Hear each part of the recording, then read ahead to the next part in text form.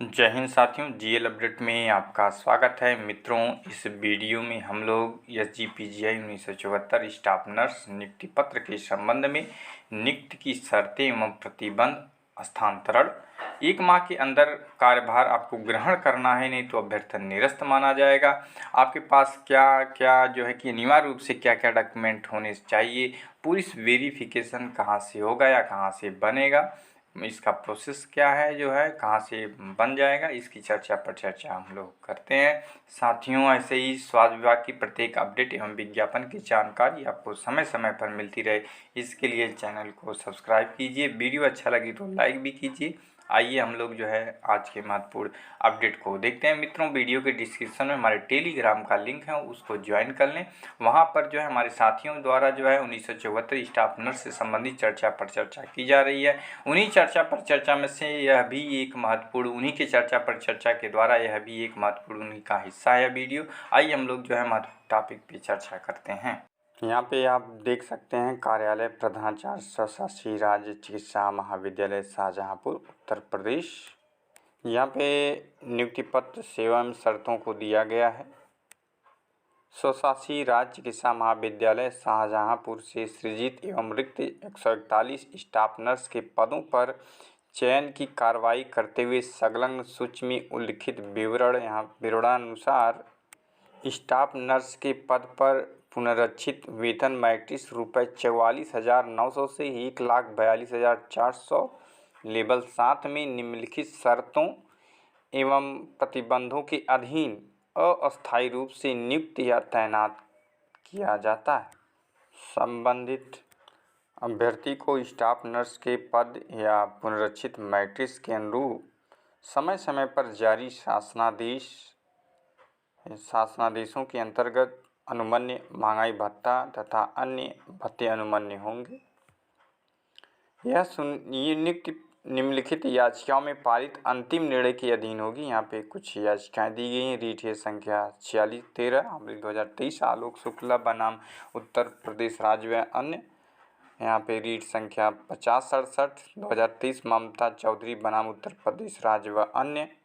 यहाँ पे रीट संख्या दिया गया है, जैसे यहाँ पे दिया गया है 1161/9 2023 खुशबू गुप्ता बनाम उत्तर प्रदेश राज्य व अन्य। रीट ए नीलम व अन्य बनाम उत्तर प्रदेश राज्य। इस तरह से नोटिस नंबर दिया गया है। रीट संख्या है। सिविल महानिदेशक चिकित्सा शिक्षा एवं प्रशिक्षण बनाम भावना द्विवेदी वन सिविल मिस याचिका 10/3/333 2003 all India registered nurses federation बनाम उत्तर प्रदेश राज्य व अन्य। इस तरह से यहाँ पे दिया गया है। वहीं तीसरे बिंदु में आप देख सकते हैं दिया गया है अभ्यर्थियों के शैक्षणिक अनुभव या जाति प्रमाण पत्र आदि को मात्र मूल रूप में देखा गया है। उनका सत्यापन जारीकर्ता सत्यापन या विभाग के द्वारा नहीं कराया गया है। अभ्यर्थी के समस्त अभिलेख जो उनके द्वारा सेवा में आने के दौरान प्रस्तुत किए गए हैं का सत्यापन जारीकर्ता संस्थान या विभाग से कराया जाएगा और यदि यह असत्य व कूटरचित पाए जाते हैं तो उनका अभ्यर्थन तत्काल निरस्त करते हुए उनके विरुद्ध विधिक कार्रवाई की जाएगी। 4 पॉइंट में दिया गया है संबंधित अभ्यर्थी 1 माह के अंदर अपने पद पर कार्यभार ग्रहण कर लें। 1 माह के अंदर अपने पद पर कार्यभार ग्रहण कर लें, अन्यथा यह नियुक्ति आदेश स्वतः निरस्त माना जाएगा और उनका अभ्यर्थन समाप्त हो जाएगा।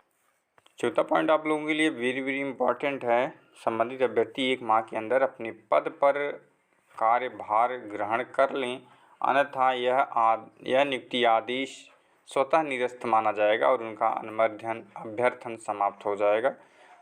ज्वाइनिंग लेटर प्राप्त होने से 1 माह के अंदर आपको ज्वाइनिंग कर लेना पड़ेगा।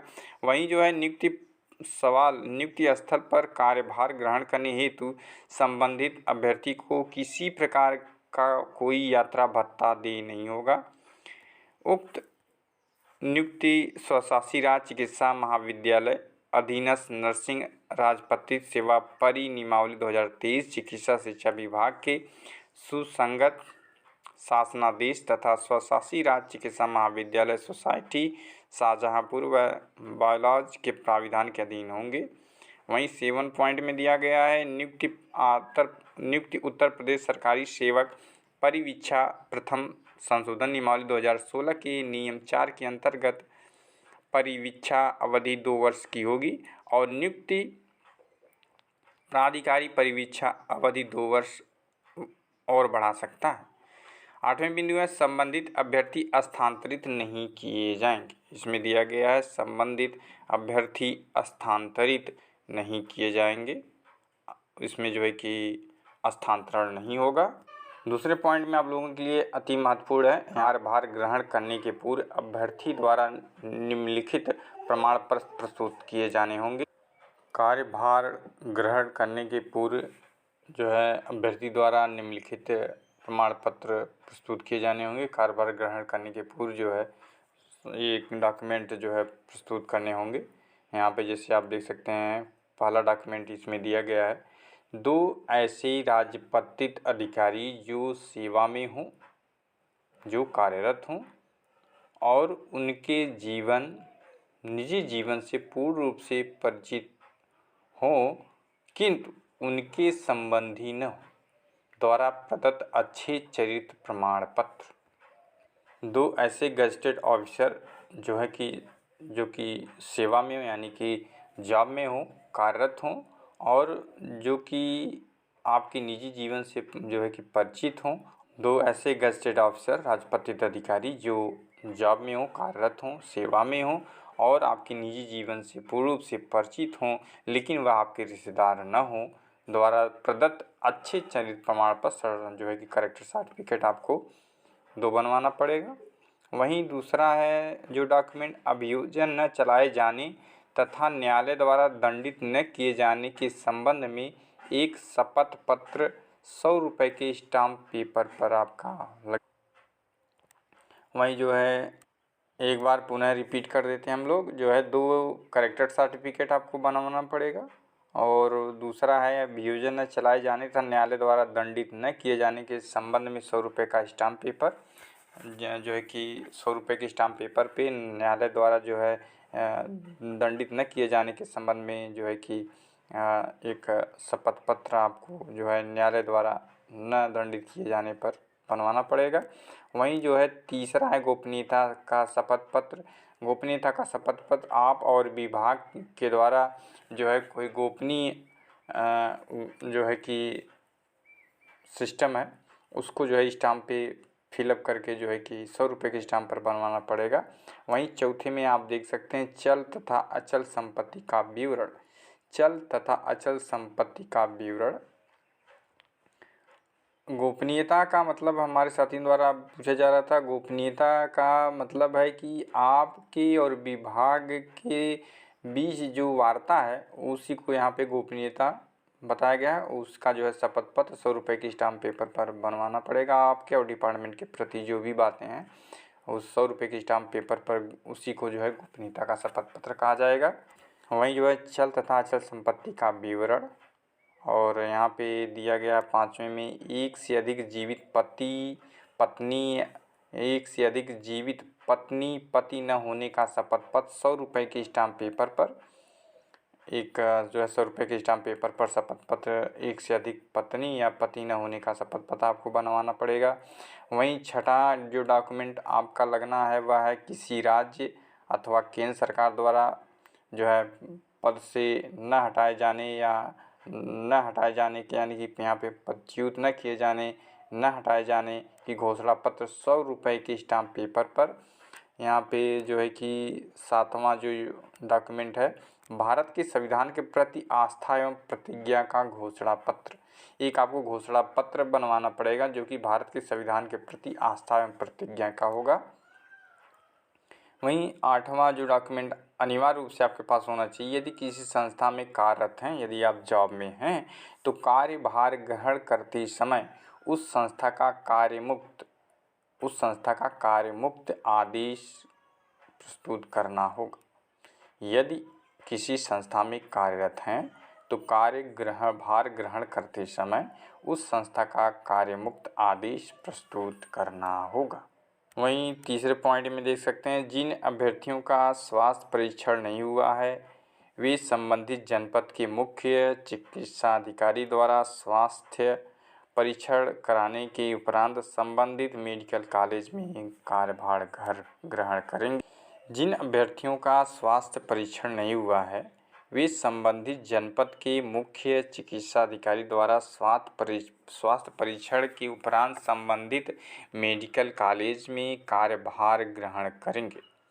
अभ्यर्थी को कार्यभार ग्रहण करने से पूर्व शपथ पत्र प्रस्तुत करना होगा कि उनके चरित्र एवं प्रागवृत्ति सत्यापन के संबंध में कोई प्रतिकूल तथ्य पाए जाने पर उनकी नियुक्ति निरस्त कर दी जाए। वहीं 5वें बिंदु में आप देख सकते हैं दिया गया है अभ्यर्थी का पुलिस सत्यापन रिपोर्ट अप्राप्त है। कार्यभार ग्रहण करने से पूर्व शपथ पत्र प्रस्तुत करना होगा कि उनके विरुद्ध यदि कोई प्रतिकूल तथ्य प्रकाश में आता है तो उनका अभ्यर्थन निरस्त कर दिया जाएगा। अभ्यर्थी को पुलिस सत्यापन रिपोर्ट अप्राप्त है। कार्यभार ग्रहण करने से पूर्व शपथ पत्र प्रस्तुत करना होगा कि उनके विरुद्ध यदि कोई प्रतिकूल तथ्य प्रकाश में आता है तो उनका अभ्यर्थन निरस्त कर दिया जाएगा। आपको एक पुलिस जो है कि वेरिफिकेशन जो है कि रिपोर्ट सत्यापन बनवाना पड़ेगा आपको पुलिस स्टेशन से, अपने नज़दीकी थाने से, जो कि ऑनलाइन भी होता है, ऑफलाइन भी पता करने पे आप जो है कि जानकारी मिलेगी।